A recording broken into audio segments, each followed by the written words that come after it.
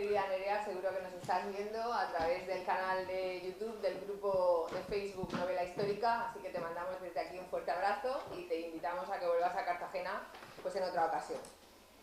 Bueno, pues ya ha llegado el turno de darle la palabra a nuestro invitado de hoy, Antonio Pérez Henares. Él nació en Bujalaro, provincia de Guadalajara, y es un auténtico as de las letras. Escritor, periodista, realizó sus estudios de ciencias políticas y sociología en Madrid.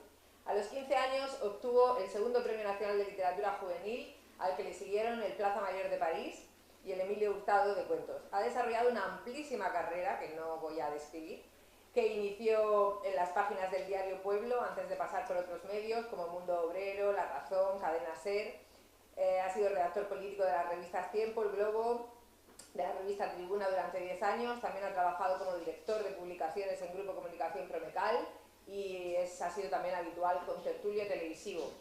También hoy en día es presidente de la Asociación de Escritores con la Historia. En lo narrativo se ha especializado en prehistoria de la península ibérica, siendo ganador de premios como El Tigre, Juan por su obra La cruzada del perro. Otra de sus obras más destacadas son Nublares, del año 2000, con una intensa acción que recrea la vida de los primitivos pobladores de la península ibérica.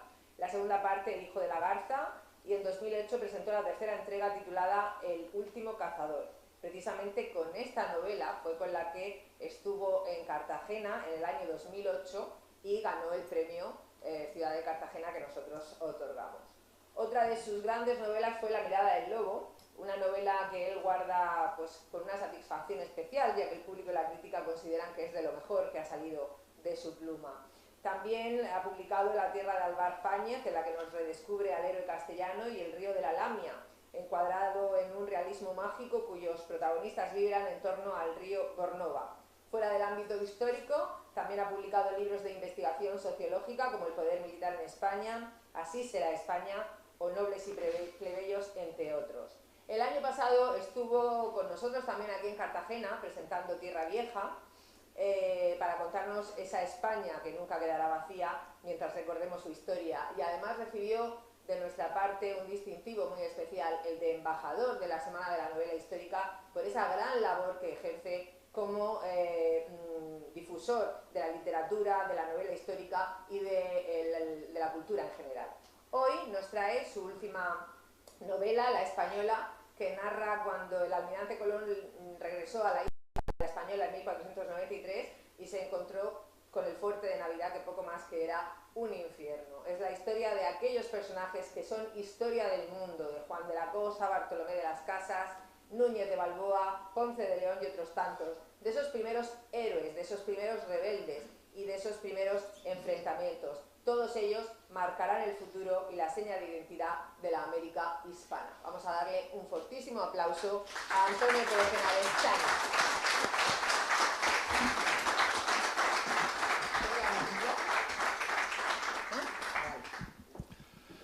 Hola, se oye bien, ¿no? Buenas tardes, es de nuevo un gran placer estar con ustedes, estar en Cartagena. Es una ciudad que me gusta, son ustedes gente que me gusta y estoy encantado de estar aquí. Verán, aunque esta portada aparentemente nada tiene que ver con esta ciudad, sin embargo, tiene que ver mucho. A ver, es un cuadro de mi gran amigo Augusto Ferrer Dalmau. El protagonista de esta portada es uno de los grandes protagonistas de esta novela, que es Alonso de Ojeda. Y esto es la Bahía del Calamar, que dirán, bueno, es que la Bahía del Calamar tiene ahora otro nombre y una ciudad que la domina. Se llama Cartagena de Indias. Este fue el desembarco de Ojeda en el año 1498, en el primer viaje no colombino que se hace a las Indias, tan solo unos meses después de que el almirante en su tercer viaje hubiera tocado tierra firme en Macuro, en el Golfo de Paria, en la desembocadura del Orinoco. El almirante no tuvo claro haber tocado entonces tierra continental, pero sí hubo algo que le indujo a pensar que podía serlo. Algo que 500 años después exactamente yo pude comprobar en mi primera ruta que sal con Miguel de la Cuadra, de las 7 que luego haría. Llegamos allí, entramos por lo que el almirante, con esa precisión que todavía impacta hoy, llegado a un punto, una latitud y una longitud, yo eso no tengo ni idea, soy del común de la Tierra Atienza y el río más grande que hay por allí es el Henares, que es un riachuelo. Y entonces decía, y llegados a este punto se divisan en el mar una montaña con 3 picos. Y llegados a ese punto les aseguro que se divisa una montaña con 3 picos, a la que el almirante le puso y le sonará Trinidad, la isla de Trinidad.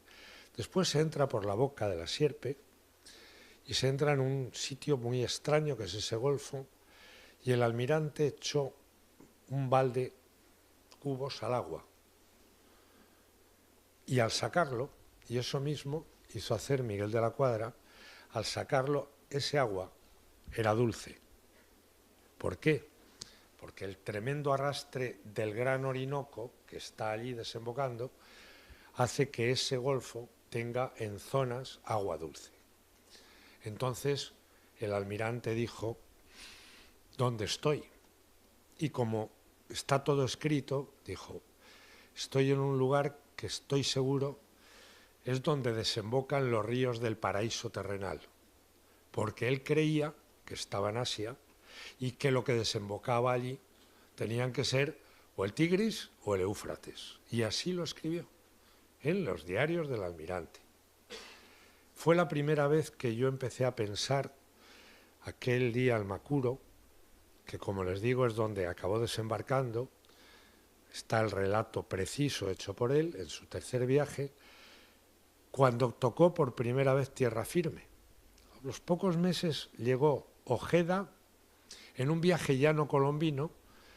Los reyes le habían quitado de alguna manera la exclusiva de los viajes. En ese viaje iba Juan de la Cosa, Alonso de Ojeda y Américo Vespucio, que sería el que haría aquel mapa con Juan de la Cosa que hizo el suyo. Ojeda fue tan absolutamente honrado que, a pesar de estar discutido después con Colón, en los famosos juicios de Indias, él declaró que efectivamente ellos sabían que no habían sido los primeros en estar allí, en el Golfo de Paria, porque sabían, por los indios, que había habido unos barcos antes que ellos. Les cuento esta anécdota, que es una de más de esa impresionante historia que empezó un día en el año 1492. Un día que es el día más trascendental en la historia digo en la historia, porque en la prehistoria descubrimos el fuego, de la humanidad. Y lo diré con toda claridad, no creo que haya habido viaje que haya transformado más el mundo, el concepto y imagen que del propio mundo tenemos los humanos, ni haya cambiado nuestras vidas de una manera tan esencial como ese viaje. ¿Alguien puede imaginarse el mundo sin el continente americano, sin el Pacífico, sin la circunnavegación? Creo que no. Miren, hemos llegado a la Luna, sí, viaje largo. ¿Y qué ha cambiado eso el mundo? Sin embargo, piensen o imagínense por un momento el mundo sin América, sin el Pacífico, sin Australia, sin saber que esto era global. Para que lo comprueben, miren que van a cenar esta noche. Y al verlo se darán cuenta la importancia que tiene aquel mundo hasta lo que están comiendo, que es uno de los problemas que los novelistas tienen que tener cuando escriben de entonces, porque en un descuido se te cuela una tortilla a patatas, en la Edad Media, o se te cuela un pimiento, bueno, si se te cuela la caña en la Edad Media, no hay problema. Eso sí, si van allí y les dicen que sí, que nos trajimos de allí todo, pero que la caña no, pueden ustedes tener un problema muy serio con un dominicano. Dice, ¿cómo que la caña de azúcar no? Digo, pues lo siento, ¿no? Esta la trajimos nosotros, y el ron. Así que esto a callar. Esto es para que bajarles un poco los humos. También les diré que hay algunas palabras que no se pueden imaginar que sean de allí, ¿verdad? Les voy a decir dos. Y una que les va a gustar mucho, enagua. ¿Por qué decirles? Voy a ir saltando, no voy a hacer una presentación al uso. Es decirles que una de las cosas por las que se iba tanto a las Indias era esencialmente por el hecho de las Indias, sin I mayúscula.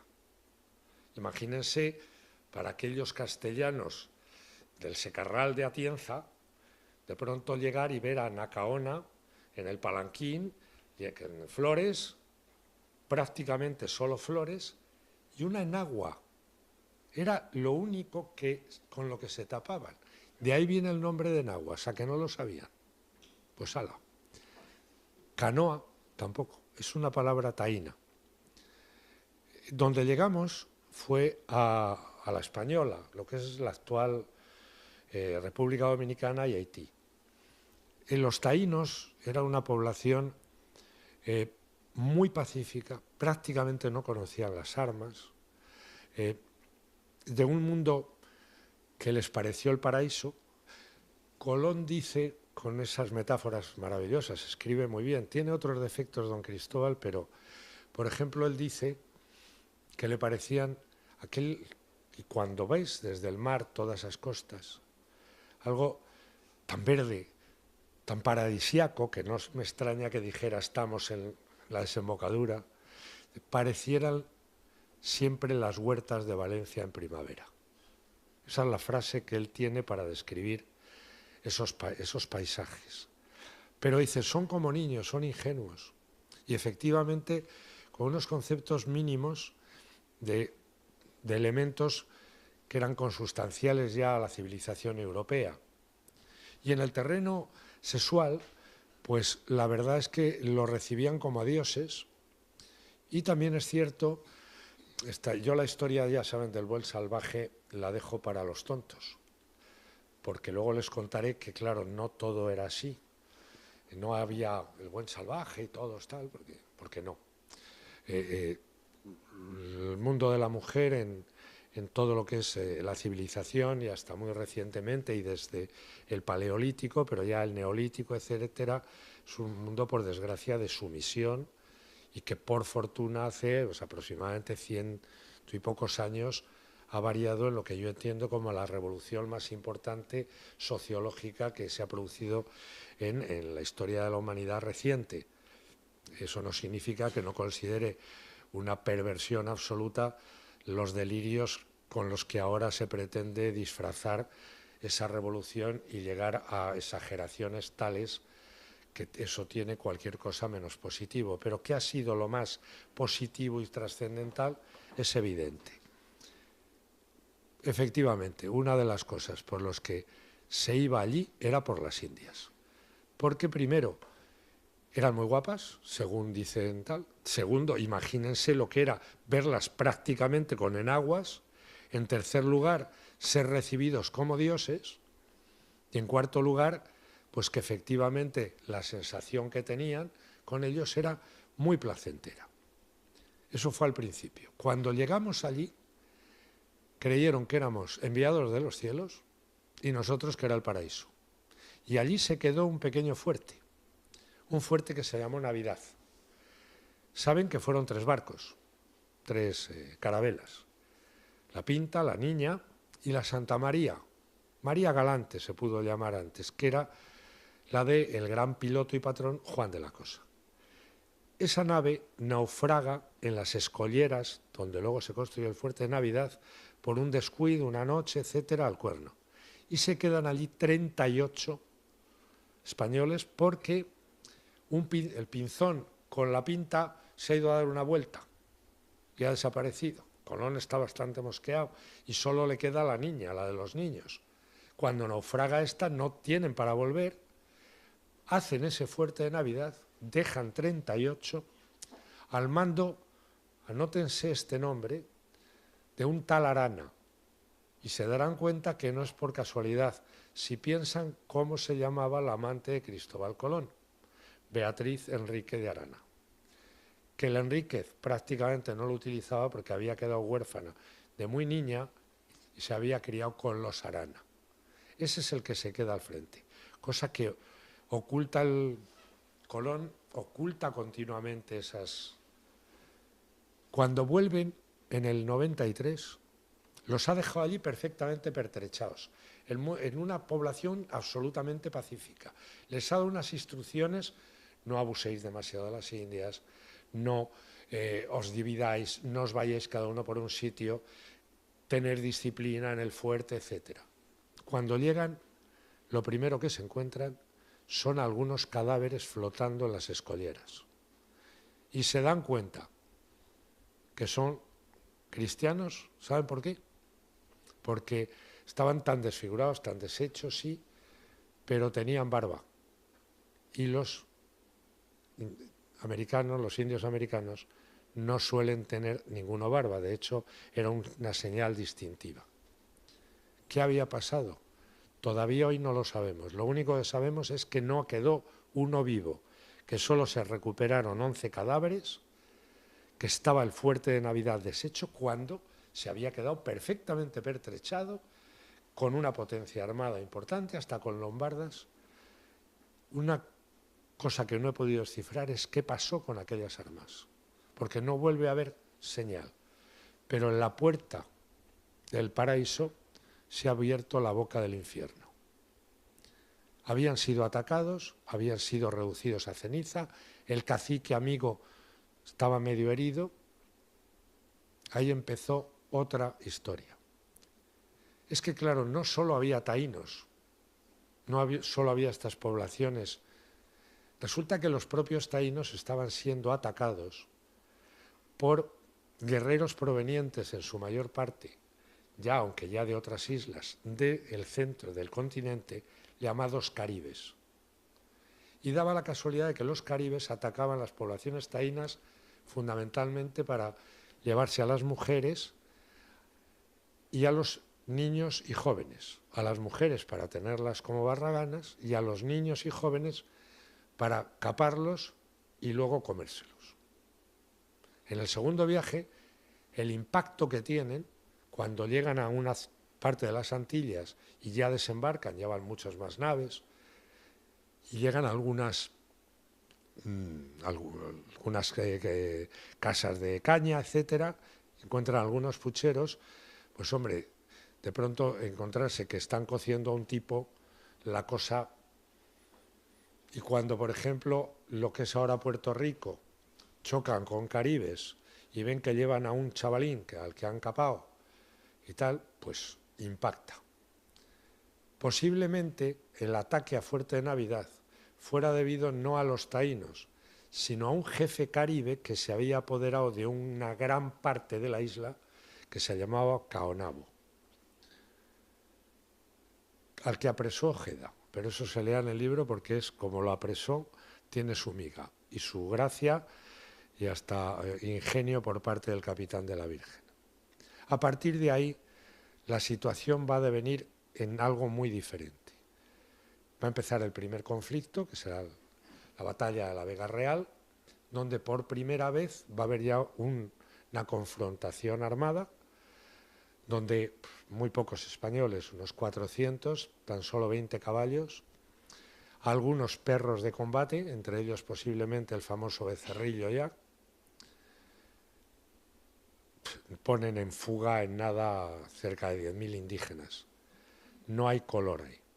Sin embargo, cuando llegan ya al continente y en algunas otras islas, la cosa cambia totalmente. Cambia de tal manera que aquí en la Bahía del Calamar, cuando no en este viaje, en el siguiente, va Ojeda con su gran amigo Juan de la Cosa, se adentran en la selva después de una pequeña batalla, de una victoria, y mueren todos los españoles excepto dos, Ojeda y otro. A Juan de la Cosa lo convierte en un acerico. ¿Por qué? Los caribes, aparte de caníbales, eran unos flecheros tremendos, utilizaban flechas envenenadas y lo que es ya el adentrarse a determinadas islas y al continente se convierte en algo tremendamente peligroso. Eso les he contado al principio un poco de la novela y ahora les cuento por qué yo he escrito desde ahí hasta cuando un tal Cortés sale de Cuba y se lanza a la conquista del Imperio Mexica. Lo de azteca, para que lo sepan, es un nombre que se inventó un gringo hace nada. Eran los mexicas. Y por eso se llama México, que era la civilización más terrible que ha conocido Mesoamérica en toda su historia, aunque los mayas por ahí se andaban. Pero ahí no estabas hablando de taínos pacíficos, sino de un imperio que tenía dominado a toda la Mesoamérica. Por ahí acaba. ¿Por qué iban allí? Cuando se hace una novela histórica, una de las claves que casi nadie parece, o bueno, que casi todos respetamos y algunos idiotas no, les aconsejo que lean una crítica que ha salido en Zenda sobre una novela presuntamente histórica, porque se van a divertir un poco. Eso es una crítica de verdad. Se llama El rinoceronte y la rinoceronta.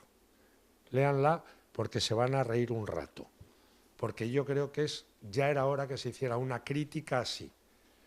Tú no puedes entrar a una novela histórica sin entender qué es lo que hay en la cabeza de esta gente hace 500 años, al menos aproximarte. ¿Qué les llevaba a esta gente a embarcarse para las Indias? Ojo, tenemos los nombres de los que triunfaron, tenemos los nombres de los héroes, incluso a veces muertos.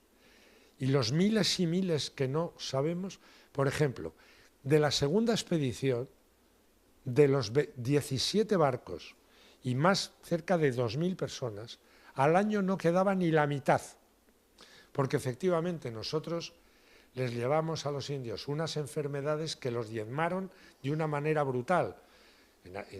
Nosotros estábamos más o menos inmunizados. Pero cuidado, la mortandad allí también era espantosa, porque no estábamos acostumbrados ni al clima ni a los terribles enemigos de la selva, empezando por el más peligroso, los mosquitos. El peor enemigo, lo primero que me dijo Miguel, el primer enemigo del hombre blanco en la selva es el mosquito. No hay animal más peligroso. Transmite todas las enfermedades, te mata en cuanto te descuides. ¿Y por qué iban? 4 parámetros que hoy no se entienden, pero entonces eran esenciales. Porque para uno de estos hombres, normalmente hidalgos, porque no embarcaba todo el mundo que quería para las Indias, también eran muy ilustrados muchos de ellos y por eso están todos los documentos, todos escribieron. Y con entrar ahí se pueden ver cosas. Para esa gente, el ampliar los reinos de su majestad era algo muy importante, muy honorable y era lo mejor que podía hacer un tío que acababa de salir de la guerra de Granada, como Ojeda. Segundo, hoy, sabéis que posiblemente en unos meses menos del 50% en España se declare católico. Europa está yendo a pasos acelerados a ser un mundo donde Dios no tiene importancia, independientemente de lo que cada uno tenga como fe. En el siglo XV, principio del XVI, Dios era la medida de todas las cosas. Cabeza de vaca, en mi anterior novela, en Naufragios, la palabra que más usa Álvar Núñez, cabeza de vaca, es Dios. Más de 200 veces. ¿Por qué? Porque estamos viviendo en otro mundo, en otro momento histórico. Y desde luego, evangelizar era algo importantísimo y no solo estaba en la mente de los frailes, estaba en la mente de todos. 3. El honor y la gloria como un elemento esencial. Muchos de ellos eran segundones. El lograr allí y ganar con la espada reinos para su majestad, fama y honor, era algo trascendental. Y 4, y no menos importante que ninguno de los 3, la codicia, la ambición y el oro. Y les pregunto, ¿es que acaso no mueve eso hoy la historia de la humanidad? No sé si con la espada, pero desde luego yo lo que veo es que el ansia, no de oro, sino de dinero, que es lo mismo, y de poder son esenciales. Eso es lo que mueve a estos hombres. Dentro de eso hay hombres ahí maravillosos, heroicos, valientes y buenos. Y hay gente, bueno, cobardes pocos, pero canallas, hijos de la gran puta, hay más de 3, algunos terroríficos. ¿Por qué? Y eso hay que contarlo. ¿Por qué? Porque esa bellísima Anacaona, por ejemplo, que se presentó en ese palanquín, por ejemplo, que fue amiga de Bartolomé de Colón y de Ojeda, y que tenía muy buena relación con los españoles, era la mujer del tal Caonabo, pero ella era taína. Esa mujer que quiso llevarse bien con los españoles, un tipo llamado Obando, allí, le hizo una traición terrible, teóricamente la invitó a una cosa, ella le había invitado a él y lo había agasajado, él teóricamente iba a invitarles, llegó con sus caciques al Caney, lo cercaron, le prendieron fuego, acuchillaron a todos los que pudieron y a ella la cogieron prisionera, la acusaron de no se sabe el qué y la ahorcaron. Y eso también hay que contarlo. Como hay que contar también que la primera voz que se levantó fue de dentro de España. Y eso no ha pasado en ningún imperio del mundo. Que el primero que dice que eso está muy mal no fue Bartolomé de las Casas, un hombre muy bipolar, y que por aquel entonces Bartolomé de las Casas era un encomendero, tenía indios en encomienda, su padre había sido uno de los que fueron en el segundo viaje de Colón, su tío en el primero, y él mismo había sido conquistador, y cuando un dominico, él no lo era entonces, lo suyo fue más tardío, llamado Fray Antonio Montesinos, delante del virrey Colón, el hijo de Cristóbal Colón, Diego Colón, de la virreina, que era nada menos que María de Toledo, una alba, les dijo en la misa mayor de Adviento, estaba ahí Fray Bartolomé pero se calló, les dijo, lo que estáis haciendo con estos indios va contra las leyes de Dios y de la corona, porque ya había leyes de la corona, porque allí había una reina llamada Isabel la Católica, Isabel de Castilla, que ha sido la gran adelantada a su tiempo, que nada más llegar dijo que a los indios no se les podía esclavizar. Verán, no es que ella fuera antiesclavista. ¿Por qué? La esclavitud en aquel momento era algo absolutamente normal. Todo el mundo hacía esclavo, te hacían esclavo. Si te pillaban los moros aquí, te esclavizaban. Si tú los pillabas, los esclavizabas. Y eso había sido así desde el Neolítico. Nadie se planteaba la esclavitud. Ahora nos parece aterrador. No podemos juzgar con el parámetro de hoy aquello. No, Isabel dice que no pueden ser esclavos por una razón mucho más precisa. Porque España considera a lo que es América parte de España. Nosotros hacemos un imperio a la romana, replicamos Roma, llevamos nuestra lengua, nuestra cultura, nuestra hacienda, nuestras leyes, nuestras ciudades. Es una réplica continua de España. Y son españoles. Léanse la Constitución de Cádiz. Primer artículo.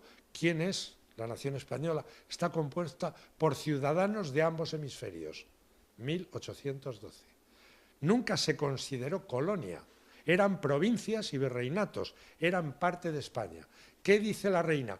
Mis súbditos no pueden ser esclavos, porque son súbditos de la corona. Esa es la clave.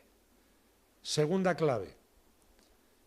¿Por qué desde la raya que hay, donde es el avance mayor del imperio hispano, y hablo del imperio hispano porque Hispania se situaba, España y Portugal en un tiempo estuvieron juntos, y se habló del imperio hispano, lo más grande que es en tiempos de Carlos III, por encima de Río Grande.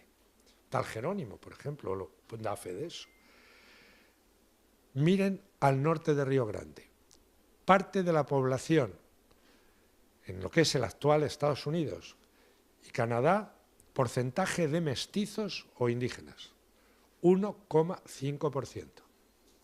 Miren al sur de ahí, miren México para abajo, porcentajes, desde el 90, más del 90 en partes de lo que es Centroamérica, 80, 70%, etc. Y nosotros somos los genocidas. Esto no cuadra. Bueno, hay una nación que tiene ratios parecidos a los de Estados Unidos. Se llama Argentina, 1,5. Pero si resulta que nosotros entramos muy poco, en la Patagonia no pudimos prácticamente avanzar. Mira lo que le pasó a Valdivia. ¿Qué pasó? Pues lean ustedes, por ejemplo, el discurso del presidente Sarmiento, ya bien entrado el 19, incluso había cosas así a principios del 20, que dice textualmente, llama a la nación argentina a exterminar, textualmente, esos indios piojosos, hombres, mujeres y niños, que no pueden ser compatibles con la civilización. Lo que es la destrucción de los indígenas argentinos está documentada y pregonada y proclamada por el presidente Sarmiento y otros. Miren qué avenidas tienen en Buenos Aires. Y los genocidas somos nosotros. 3. ¿Saben ustedes que el matrimonio interracial es desde el primer momento una constante en Iberoamérica, en Hispanoamérica? Este señor Ojeda tiene la mayor historia, la historia de amor más bonita y la primera de las Indias. Él se encontró con una venezolana, ya saben lo de Miss Mundo y Venezuela, que suelen ganar, pues se encontró con una que se llamaba Palaira Ninjú, dicen que era bellísima, me lo creo. El amor fue tremendo, ella le salvó la vida al principio, luego él a ella, bueno, se pasaron la vida juntos, se llamó Isabel, tuvo 3 hijos, y la historia de amor es tan romántica como triste de final. Si van a Santo Domingo, miren dónde estaba el convento de San Francisco, que es donde muere Ojeda. La lápida desapareció, pero él se hizo enterrar. Aquí yace el desgraciado Ojeda. Lo hizo porque dice que había sido muy soberbio y así lo pisaban luego todos al pasar. A los 3 días de morir, ella apareció muerta abrazada a la tumba. Es una historia. Segundo personaje, y era el capitán, el gran capitán de Colón al principio. Segundo personaje, 3 hijos perfectamente documentados, sus hijos y tal. Ponce de León era posiblemente el hombre de más nivel nobiliario que fue en el segundo viaje, un Ponce de León. Es posible que fuera el que le llevara de la brida al caballo del rey católico cuando entra en Granada. Se casa con una india taína, a la que se le bautiza como Leonor. Palaira Ninjú era Isabel, tiene 4 hijos y cuando se va para Florida, pues ya saben que los flecheros semínolas eran bastante complicados y encima también tenían veneno, flecha envenenada, murió en Cuba, no se pudo recuperar y creo que se vino por aquí, para el sur, a Sevilla, con sus 4 hijos. ¿Por qué? La reina Isabel había dicho desde el primer momento que había que promocionar los matrimonios interraciales. Pero es que su viudo, el rey católico, en 1514, ya hace con todas las de la ley, con todos los predicamentos, etcétera, que tanto esos matrimonios como sus legítimos herederos, sus hijos, tienen los mismos derechos que tiene cualquier hijo de cualquier español, porque son españoles. 1514. ¿Saben cuándo se aprobó el matrimonio interracial en Estados Unidos de América? 1967.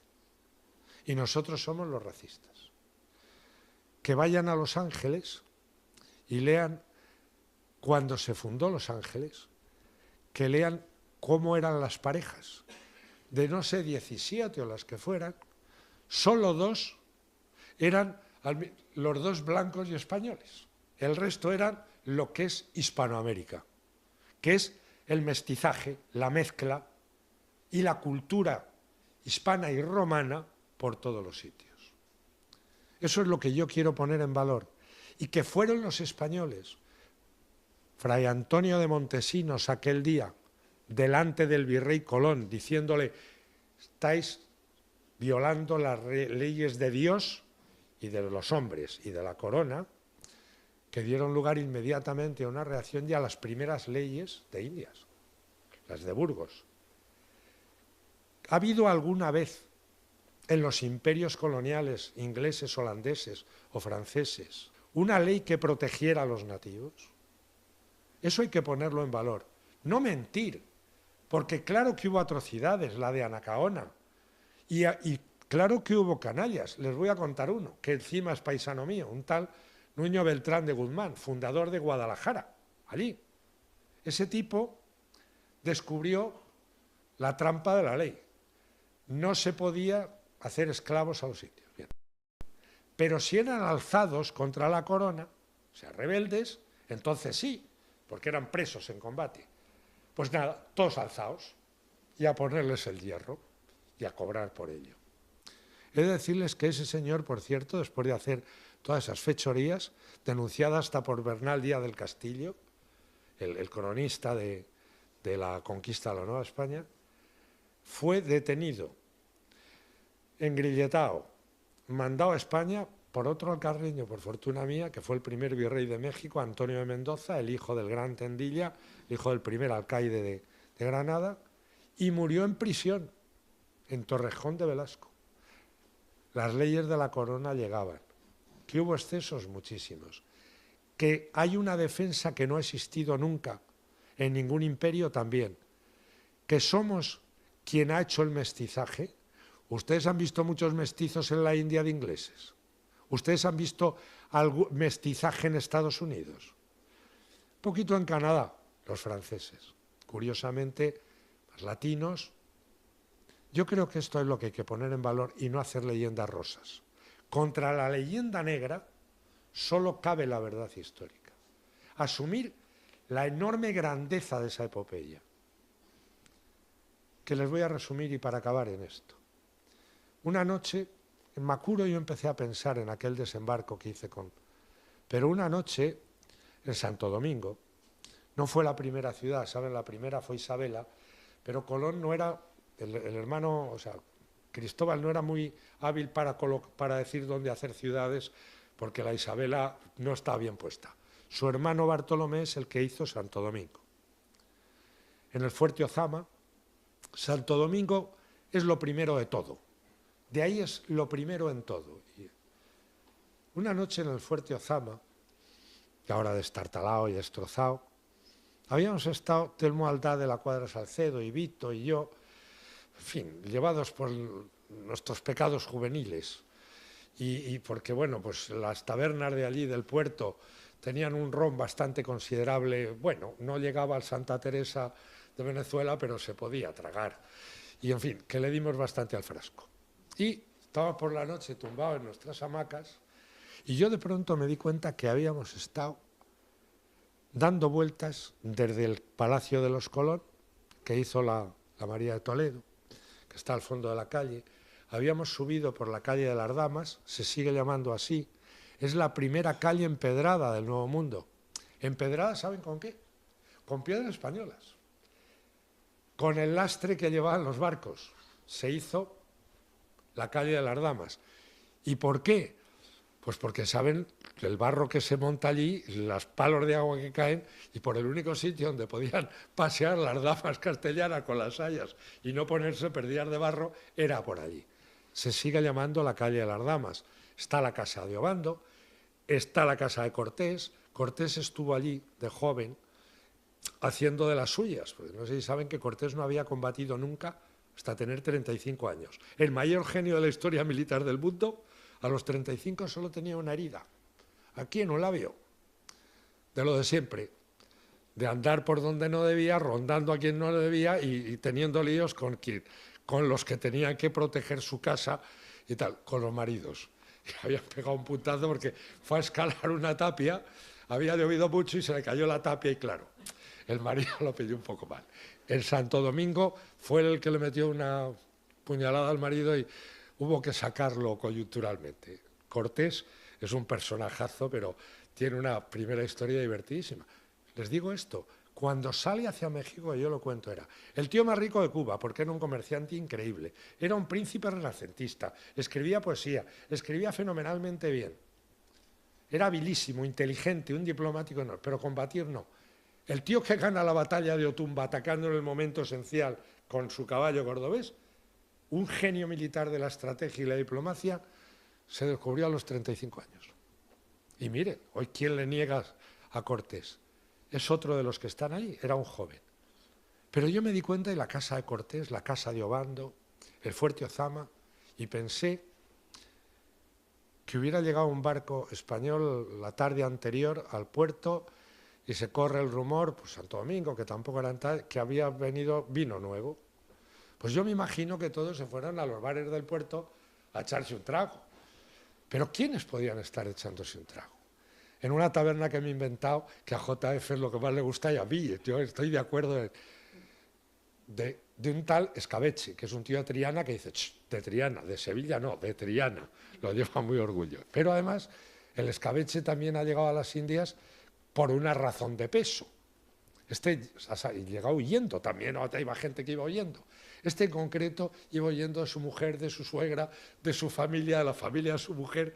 Iba huyendo porque era un tío absolutamente machacado, que lo tenían trabajando todo el día y lo tenían aperreado. Y el miedo del Escabeche era que apareciera alguien de su familia por Santo Domingo. Se puede tener miedo a los indios o a la suegra. Entonces, el Escabeche era así. Bueno, en la taberna del Escabeche, imagínense que en una mesa podían estar el almirante, ya muy viejo, que ha venido de su último viaje buscando. Lo último que buscó Colón, ¿saben lo que fue? Que es increíble. Colón, en el cuarto viaje, que también lo hice, iba buscando el paso entre los dos mares, porque ya Balboa había descubierto el Pacífico.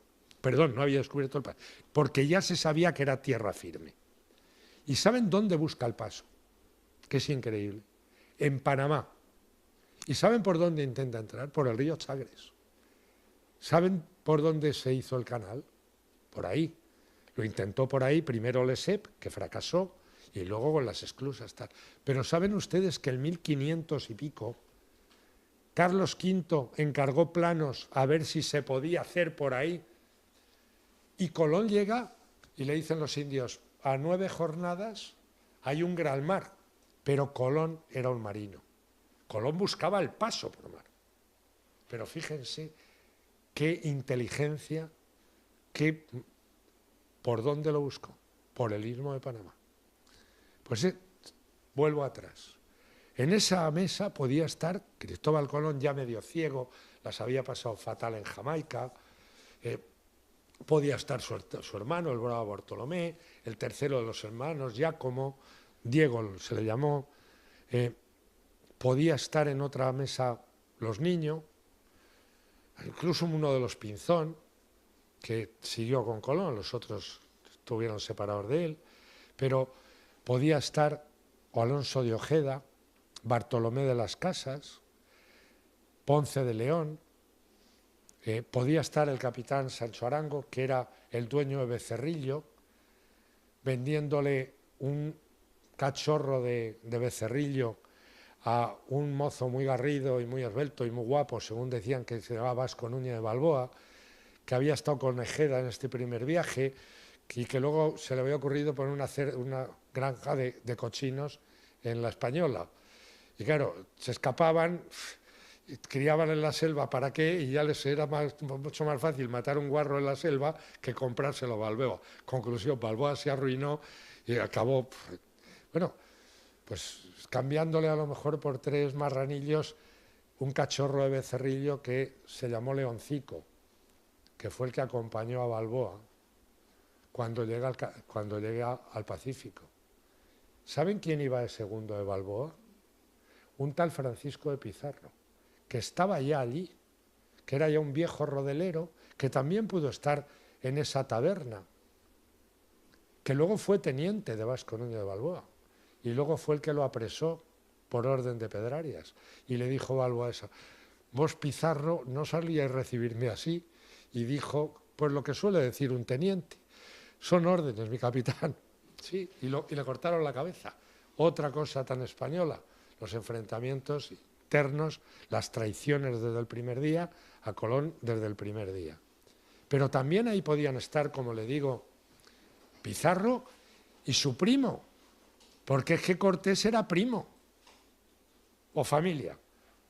Miren el apellido. Hernán Cortés Altamirano Pizarro, o Pizarro Altamirano, no sé si... También estaban. Y tantos otros, o sea, y el conquistador de Cuba, Velázquez. Es que son tantísimos nombres, pero solo estos que les he dicho son hoy historia de la humanidad. Y en un momento, en un periodo de tiempo muy pequeño, esa gente estaba allí, bebiendo el mismo vino en la misma taberna, hablando de qué habían hecho y cuáles eran sus sueños. Ese momento es el momento más trascendental de la historia de la humanidad. Contarlo no ha sido fácil, a mí me ha llevado bastantes años, porque era una novela muy compleja donde tenían que moverse todos. Y no sé si lo he conseguido, pero yo me lo pasé maravillosamente bien, siguiendo sus viajes y luego contándolo. Y estoy deseando, me han invitado a ir a Santo Domingo a presentar la novela a la Academia de Historia y luego también a la de las Letras.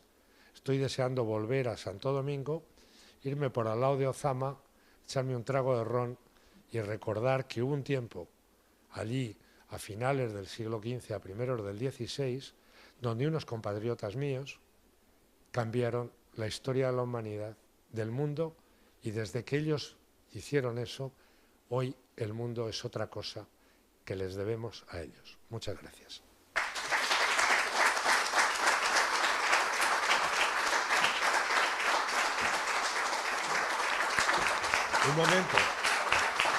Un momento, que yo también he traído santos, que decían cuando éramos niños, dice, quiero ver los santos. Les he traído algunas cosas para entretenernos, que nos vamos a reír un poco, verán. Aquí está. Bueno, está en la portada, como ven. ¿Se va viendo ahí o no? Ahora, bien. Pues ya esa ya la han visto. Esto tiene una historia. Este es el pájaro Quesal. La ruta se llamaba la ruta Quesal. Y Miguel de la Cuadra, que ya os digo, yo fui... Todo lo que sé se lo debo a amigos y en este caso a maestros como tal. Pero claro, llevaban no sé cuántas rutas Quesal y el pájaro Quesal no aparecía por ningún lado. Yo decía, mira Miguel, esto es un animal imaginario que tú te has inventado para callarnos a todos. El Quesal no existe y tú dirás que los llevaban los mexicas y tal, y los tal, plumas de esto, a ver, pintadas de una urraca. Hasta que por fin en Costa Rica, al lado del río Savegre, pude ver al pájaro. Me llevó a un sitio que estaba lleno de quesales, pero no había manera de hacerles una foto. Pero aquí lo tengo, que sepan, el quesal no es una ave imaginaria, sino que una vez lo vi en ahí. Pero siempre me hace mucha gracia. Sigamos. A ver, es que en los últimos tiempos ya tengo una provecta edad. A ver, aquí puede vérsenos a ambos volviendo de una expedición, la del 2000, que habíamos hecho primero había hecho yo primero el Camel Trophy y luego me encontré con Miguel. Le tengo mucho cariño porque fue la expedición que hicimos siguiendo la ruta de Cabeza de Vaca. Estamos estupendamente. Esto es una de esas maravillas de la selva. Ese es un colibrí y grande, pero si se fijan es mucho más pequeño que una flor. Un colibrí precioso. Por eso, este es uno de los puestos de mando que teníamos en la Quesal. O sea, en las hamacas esas. Aquí había un cocodrilo. Se salvó de milagro. Telmo Aldaz se lo quería comer. Si ven a Telmo Aldaz se dan cuenta que es capaz de comerse el cocodrilo. Es como su tío, pero todavía más ancho. Estaba empeñado. Y decíamos que era... Esto es el río Yaque del Norte. Esto está en Santo Domingo. Este es el río donde por primera vez encontramos oro. ¿Por qué? Porque estábamos tiesos. A lo que se iba a las Indias era a encontrar las especias. Y no había ni canela, no había nada. Entonces, claro, aquello era una ruina. Y por eso se buscó desesperadamente oro, ¿cómo?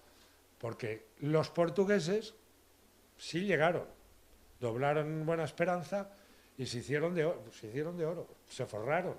El reino cristiano más rico de toda aquella época era Portugal, porque un gramo de mostaza valía más que un gramo de oro, así de simple. Pues aquí en este río, el Yaque del Norte, y esta es una foto muy triste, pero esto es lo que queda de la Isabela.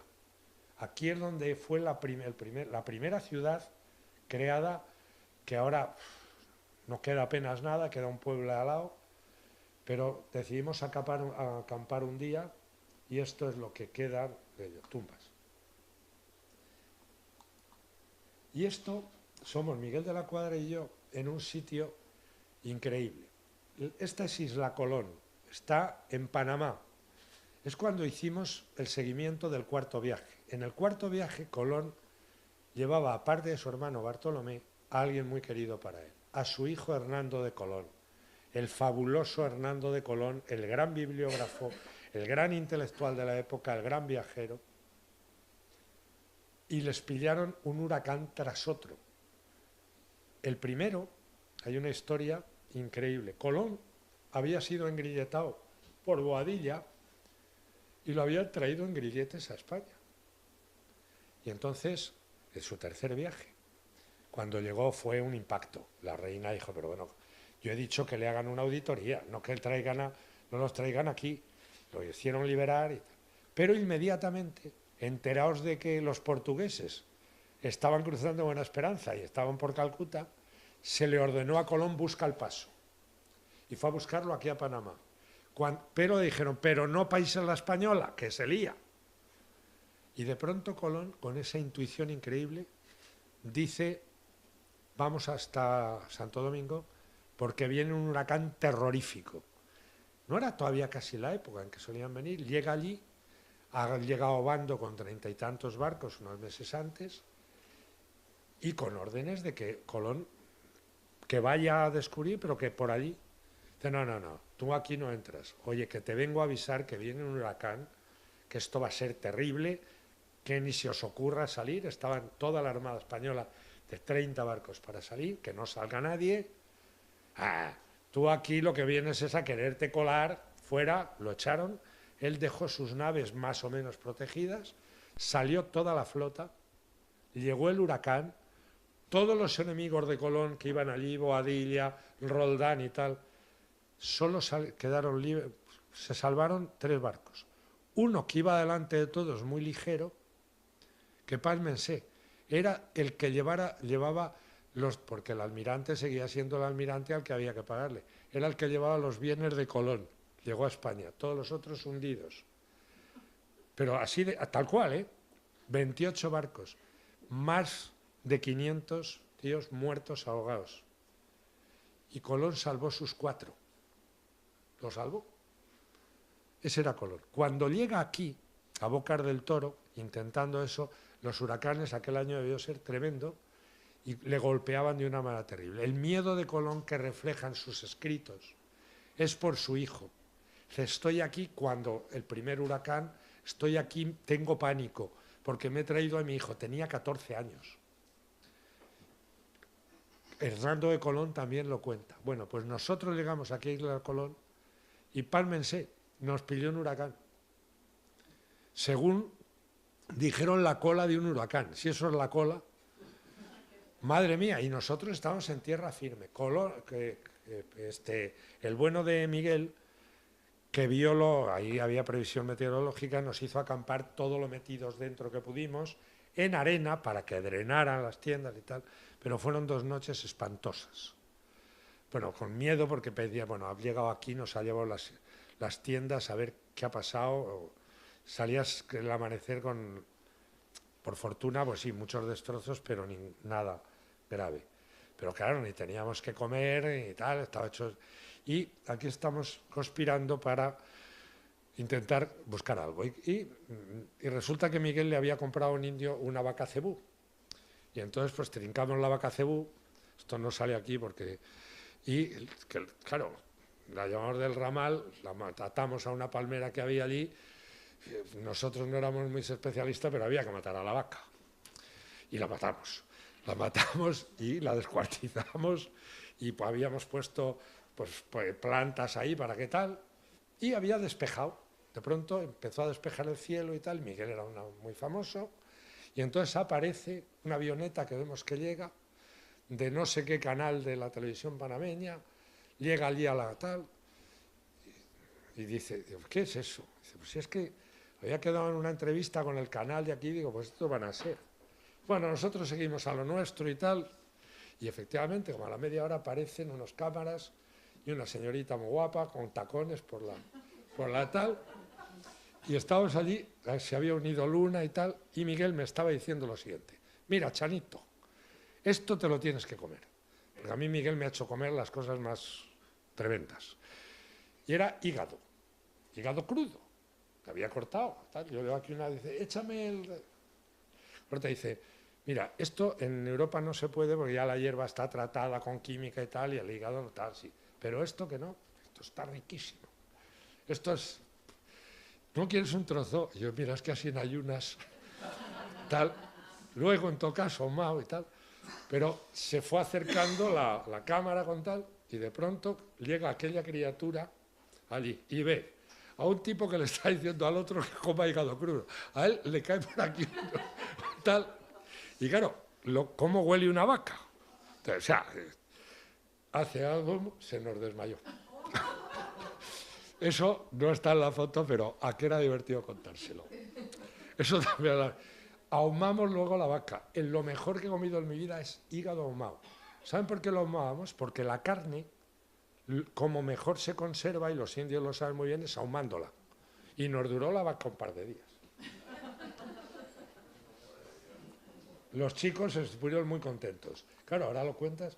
Esto era al día, es tan bonita, era la misma playa. Este es el fuerte de San Lorenzo de Chagres. Este fuerte está en lo que fue el gran paso entre el Atlántico y el Pacífico de Panamá. Nosotros sabíamos lo de Magallanes, pero los ingleses no, hasta que Drake lo descubrió. Chagres fue el que aguantó la embestida continuamente para proteger Panamá, que estaba al otro lado, hasta que llegó el pirata Morgan con más de 6.000 tíos. Había unos 200 en esta fortaleza, 150, 300, solo pudo tomarla cuando quedaban 15 moribundos. Eso dio tiempo a Panamá a poder embarcar prácticamente todo. Morgan la arrasó y no es la Panamá que ahora conocen, ni siquiera la parte histórica, es Panamá la Vieja, que ya se abandonó definitivamente, fundada por Pedrarias, ese pájaro que es el que asesinó a Balboa.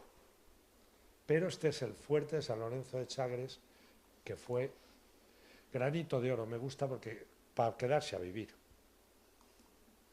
Panamá la Vieja, ahí la tienen, lo que queda de Panamá la Vieja. Mi cuarto. Y esto también es otra cosa, dice lo primero del mundo. Les decía que Santo Domingo es lo primero. Si van desde los Colón, por la calle de las Damas, llegan a la izquierda estará Fuerte Ozama, a la derecha la catedral de Santo Domingo, que es la primera catedral de todo el Nuevo Mundo. Al atardecer les aconsejo que en la plaza, o sea, en lo que es la plaza, enfrente, bajo de unos arcos que hay donde se filmó Habana, se llama la calle del Conde, hay un bar ahí, Comoro, ahí se quedan al atardecer con un servicio de ron, Imperial Barceló, que es el mejor que tienen, y ven atardecer en la primera. ¿Y por qué les digo al atardecer? Porque está hecha de una piedra nacarina. Y además, cuando les digan los dominicanos que allí también están los restos del almirante, no les digan que no. Para alguien que lo quiere y le ha hecho el faro de Colón, pues oye, huesos hay para todos. Tenemos nosotros los de Sevilla y Dios que tengan algunos. Porque ciertamente Colón estuvo ahí. Cuando tomaron Santo Domingo los franceses, nosotros llevamos los restos a La Habana. Y finalmente de La Habana, había estado primero enterrado en Sevilla, se los llevó para allá, en fin. que tienen algunos. Yo desde luego lo pienso decir, pero vamos, el convento donde posiblemente murió Ojeda. Este es el palacio, el primer palacio del Nuevo Mundo. Este palacio es el que hizo la virreina María de Toledo, a la que era una gran señora y quiso hacer una corte incluso más que virreinal. Hay un momento determinado porque las capitulaciones de Colón le daban el poder virreinal sobre todo América, toda América, todo lo que se descubriera. Claro, cuando Fernando el Católico se dio cuenta de lo que había firmado, dice, esto hay que quitarlo como sea. Pero cuidado Hernando Colón lo que les dio la lata, o sea, las capitulaciones, y este palacio es un intento de decir, este es el palacio, y en algún momento de una corte, casi una imagen y semejanza de la de los reyes. El palacio está bien... Miren, esto es lo que queda pues, de esa zona de Fuerte Ozama y tal. Y esto es por donde fuimos. Esta es una foto del aire. Está tomada en unas selvas, en este caso eso es Venezuela. Por ahí, sin mapas, sin nada, atravesamos. Les reto a que pasen ahí un día. Ahí. Pues 15 días de ir a un sitio a otro como poco, con corazas, picaos por todo, machacaos por todo. Yo no sé de qué demonios estaban hechos, pero les aseguro que eran de una pasta, se les puede llamar de todos, hasta crueles, sanguinarios, alguno y tal, pero cobardes creo que no se le puede llamar a ninguno. Es que miren, está hecha desde arriba, en todo ese inmenso verdor, ven una cosa amarilla, es un árbol que ha florecido. Esa es la selva.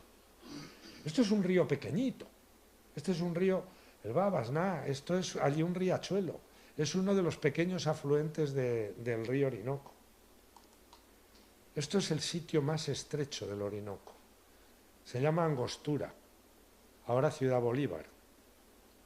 Pues es un mar, y el Orinoco no es el más grande el Amazonas. Así, ya les digo, no tenemos idea de lo que es un río hasta que no llegas allí, en su inmensidad. Esto es Canaima. Son las grandes caídas de agua.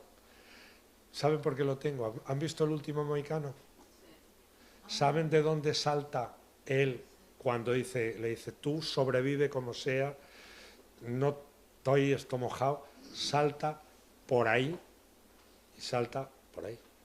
Por eso de atrás. Ya les he dicho que les iba a enseñar cosas bonitas, no tienen que ver de algunas con la novela. Esto sí, canoa. Les he dicho que había dos palabras, esta es una, y siguen utilizándolas. ¿Saben que había canoas que cabían 100 hombres? 100 hombres llegaban a caber. O sea, de lo que eran los inmensos troncos esos, llegaban...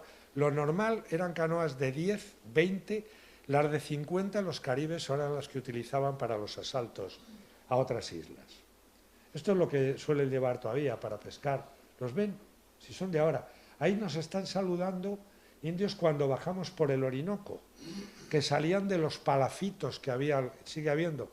Por eso Ojeda les puso Venezuela, porque eran como Venecia, la pequeña Venecia, de ahí viene.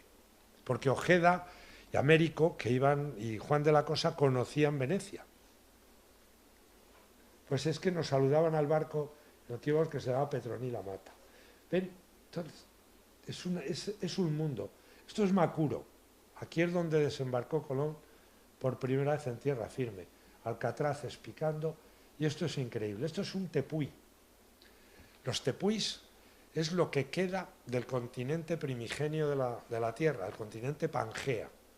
Al principio, todo el mundo Tierra estaba junto, luego se fueron disgregando. Y lo que quedan son esos tepuis. ¿Saben que Sir Arthur Conan Doyle imaginó un mundo prehistórico del Pleistoceno precisamente en esos tepuis. Y yo creo que Sir Arthur no sabía que eso era lo único que queda del Pleistoceno, pero curiosamente, en un mundo perdido, habrán visto la película, se imaginan que hay dinosaurios tal que están ahí, encima de los tepuis, arriba, se hacen unas planicies. A ver si tengo una foto. Bueno, esta es la de esta. Esa es la catarata más alta del mundo, la de Jimmy Ángel, que cae de un tepuy y tiene 1000 metros. Y luego abajo está la Barranca del Diablo. Y arriba es uno de esos tepuis. Como les digo, es Iberoamérica, Hispanoamérica. ¿Saben lo que me enseñó Miguel de la Cuadra? Que no se es español del todo. Hasta que no se siente. Se tiene como algo propio, no porque te pertenezca, sino porque tú perteneces a ello. Hasta que no sientes que Hispanoamérica, tú eres parte de ese conjunto de cultura, de lengua, de raza, de mestizaje. En el fondo, hagan lo que quieran y digan lo que les dé la gana, yo siempre me sentiré parte de. Y si tengo que discutir, les diré que cuando España es expulsada de allí, después de la tragedia de la invasión napoleónica y aquel rey felón que nos tocó en suerte llamado Fernando VII, lo que queda allí cuando nosotros nos vamos, según Humboldt, no es que no lo sé pronunciar, pues no hay manera, el gran alemán, ¿saben cómo decía que era Hispanoamérica a principios del siglo XIX? La región más próspera de la Tierra, donde había más industria, más comercio. No olviden, todo el comercio de Asia con Europa pasaba por allí. Donde estaban las grandes urbes, cuando no, vamos a ver, existía México, existía Monterrey, existía Veracruz, existía la Ciudad de los Reyes, Lima, grandes urbes. ¿Saben cuántas universidades había al sur del Río Grande en el año 1810? 27. ¿Cuántas había al norte? 0. ¿Cuánta ciudad había al norte? 0. Y si había algunas, eran los que habíamos fundado nosotros.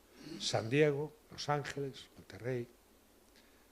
Así que, con todos nuestros errores y defectos, la gran epopeya que cambió la historia de la humanidad y el mundo, lo siento mucho, la hizo una nación que se llamaba España. Gracias y buenas tardes.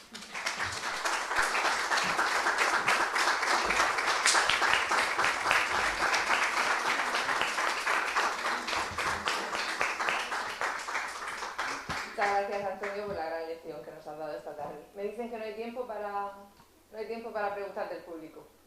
Pues no hay tiempo. Pues nada. Entonces, Obdulio le va a entregar Lo que sí hay es libros, si alguno quiere que se lo firme.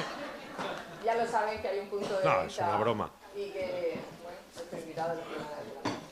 Bueno, Antonio, yo no sé las plumas que tiene de todas las veces que hemos tenido la oportunidad de tenerte aquí y bueno, esta vez hemos cambiado el color, pero que sepas que con esta pluma se puede escribir perfectamente. Sí. Es preciosa, ¿eh? Es preciosa. Es italiana, viene de Italia. Normal. También el que fue con Colón, el segundo viaje que sale, que es un cotilla, es el primer paparazzi de la historia. Y entonces cuenta el ligue que tenía Colón y por qué paraba siempre en La Gomera. ¿Saben por qué? Había una guapísima. Se llama Beatriz de Bobadilla, que no era la sobrina de la amiga de tal, que era, no les digo más, léansela.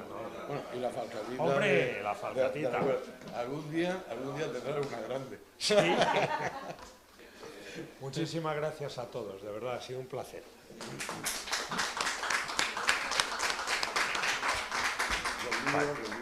Bueno, firma.